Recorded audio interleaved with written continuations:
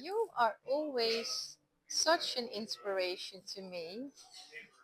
You have clarity, you know what you want, and you know how to get there. And that way of life is just so inspiring. So, That's a huge compliment, I must say. yeah, let me ask you, how do you convert your dreams into reality?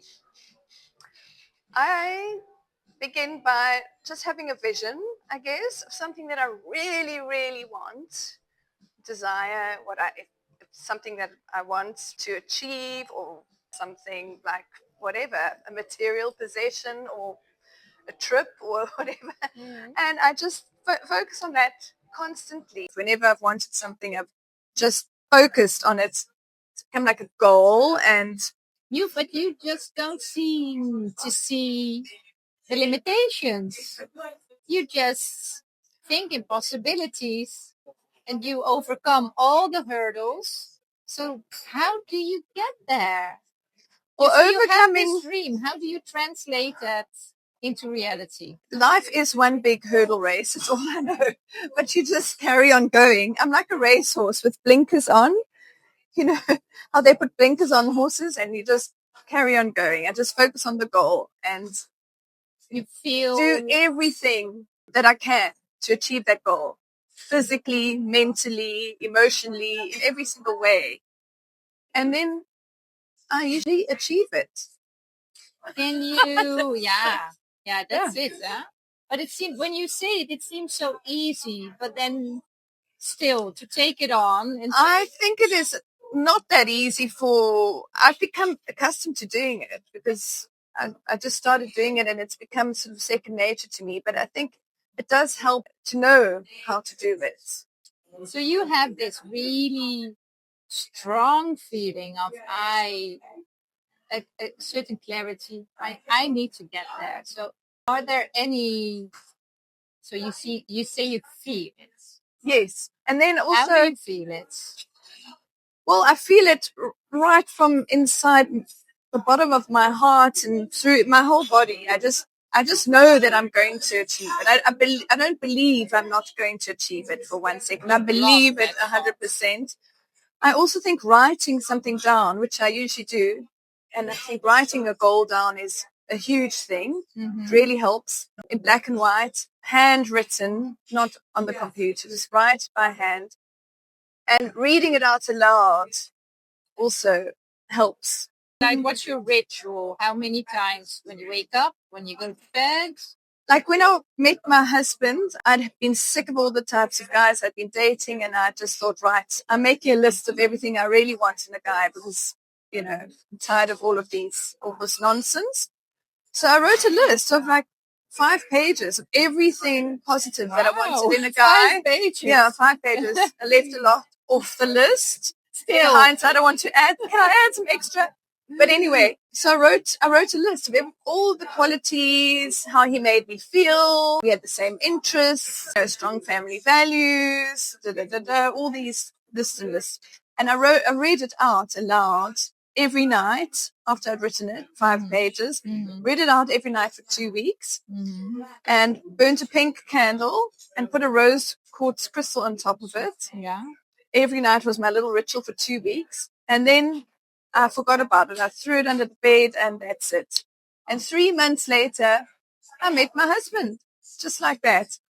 And every single thing on that list is Peter. Wow, that's goosebumps.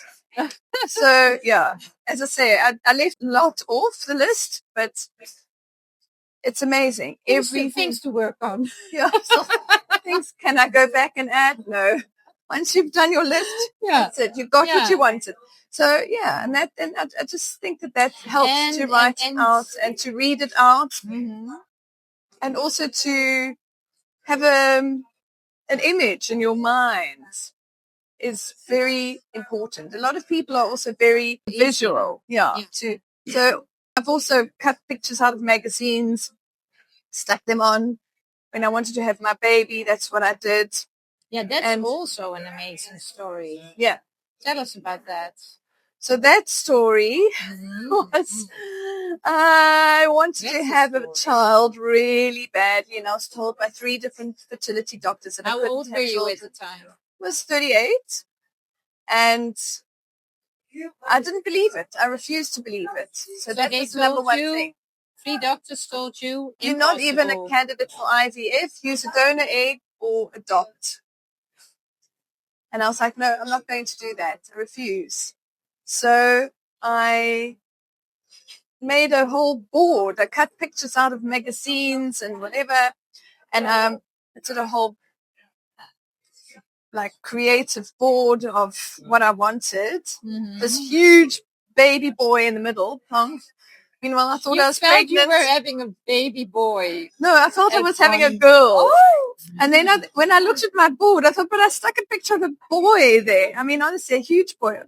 Anyway, I had my baby, and it was amazing. But I did everything else. I made it my focus to do everything physically. So I stopped drinking. I treated my body as if I was already pregnant. I went for acupuncture. I took all sorts of Chinese herbs, DHEA, all sorts of things. And I made it my mission just to have that baby. So where other people might feel like depressed or down in the sense that they're never going to achieve what they wish for, you get a certain energy and inspiration out of no. I'm not buying into that. I don't believe it for 1 second. No. Don't tell me no.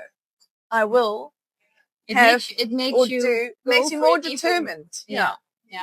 So I think that's the thing with me. I think, as a child, I was always told you won't be able to achieve that, or you shouldn't do this, or whatever. So I just became defiant of that, and made it my mission to just achieve whatever I wanted, basically. Yeah. Wonderful. It's an amazing story. So there's lots like that, I guess.